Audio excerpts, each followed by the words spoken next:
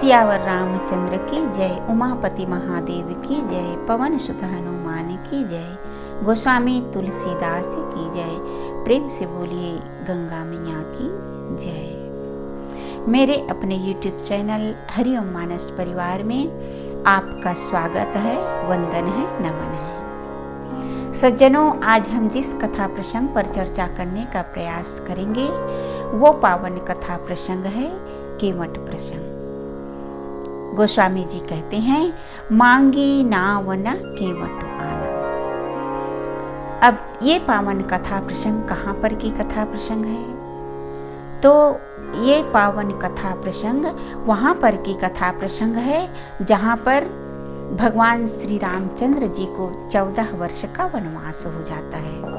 तापस वेश विशेष उदासी, 14 वर्ष राम वनवासी।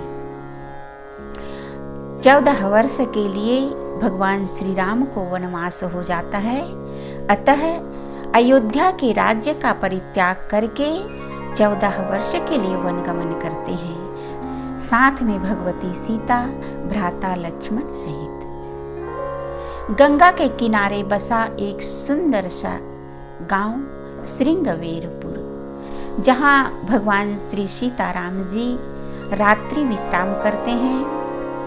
प्रातः हुआ, भगवान श्री रामचंद्र जी, श्री सीता जी और लक्ष्मण जी गंगा के घाट पर आते हैं और केवट से नाव मांगते हैं। मांगी नाव न केवट आना। सज्जनों, मांगने वाले कौन है? ये वही प्रभु श्री राम हैं जिसके नाम से अजामिल जैसे करोड़ों पापी भव से पार हो गए।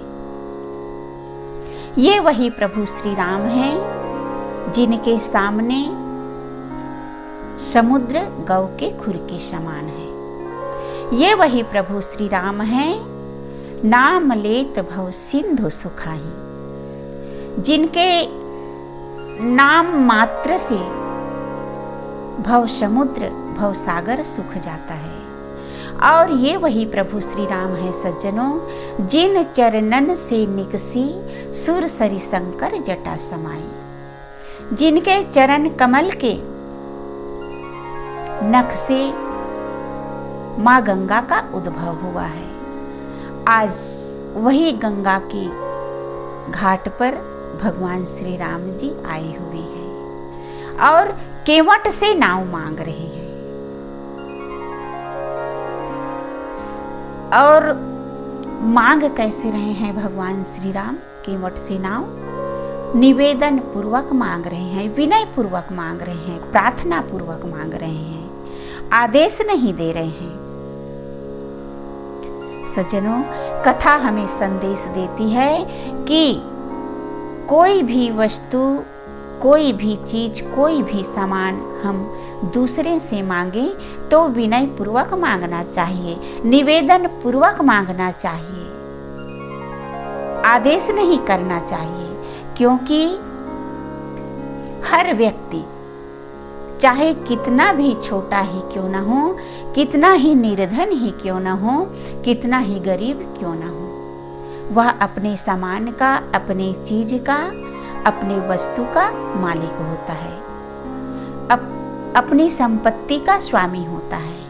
इसलिए हमें किसी से हम कोई भी वस्तु मांगे, कोई भी चीज मांगे तो निवेदन पूर्वक मांगना चाहिए। भगवान श्री राम आदेश नहीं कर रहे हैं, विनम्रता पूर्वक कह रहे हैं कि केवट भैया नाव लाओ और हमें गंगा पार करा दो। और सज्जनों, हम व्यवहारिक जीवन में देखें तो भक्तजन भगवान से मांगते हैं। यहाँ पर भगवान स्वयं भक्त से मांग रहे हैं और संत जन तो कहते हैं कि भगवान से मांगना नहीं चाहिए। अब यहाँ पर प्रश्न उपस्थित होता है, भगवान से नहीं मांगेंगे तो फिर किससे मांगेंगे? दुनिया वालों से मांगेंगे तो दुनिया वालों तो लेने वाले हैं, देने वाले तो है नहीं, तो फिर मांगे किससे?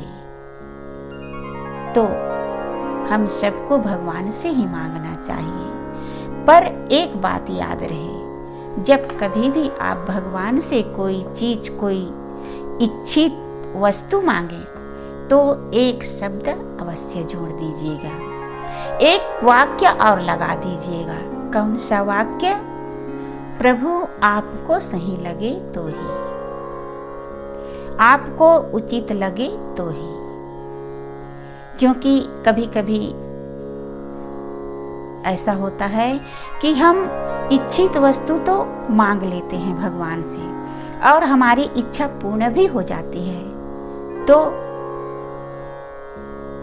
बाद में वही कहीं हमें कष्ट न पहुंचा दे, हमें तकलीफ में ना डाल दे। इसलिए भगवान से आप कोई भी वस्तु मांगे तो अंत में जरूर ये कहिए कि प्रभु आपको उचित लगे तो ही, क्योंकि भविष्य आप जानते हैं, हम नहीं जानते। भविष्य आपको पता है, हमें नहीं। हमारे लिए क्या अच्छा है, क्या बुरा है, ये आप जानते हैं। इसलिए आपको उचित लगे तो ही, आपको सही लगे तो ही। और भगवान तो कहते हैं सज्जनों कि मुझसे मांगिए मत, बशर्ते आपको करना क्या है। तो किसी संत ने कहा है, होती आरती बजते शंख, होती आरती बजते शंख, पूजा में सब खोए हैं। मंदिर के बाहर तो देखो भूखे बच्चे सोए हैं। एक लिवाला इन्हें खिला दो, प्रसाद मुझे चढ़ जाएगा। और मेरे दर पे मांगने वालों, तुझे बिन मांगे सब मिल जाएगा। भगवान कहते हैं कि आपको कुछ करने की आवश्यकता नहीं है। भूखे को रोटी खिला दीजिए और प्यासे को पानी पिला दीजिए, मैं प्रसन्न हो जाऊंगा और तुम्हारी जो इच्छा है, मन वांछित फल तुम्हें मिल जाएगा, तुम्हारी मनोकामना पूर्ण हो जाएगी।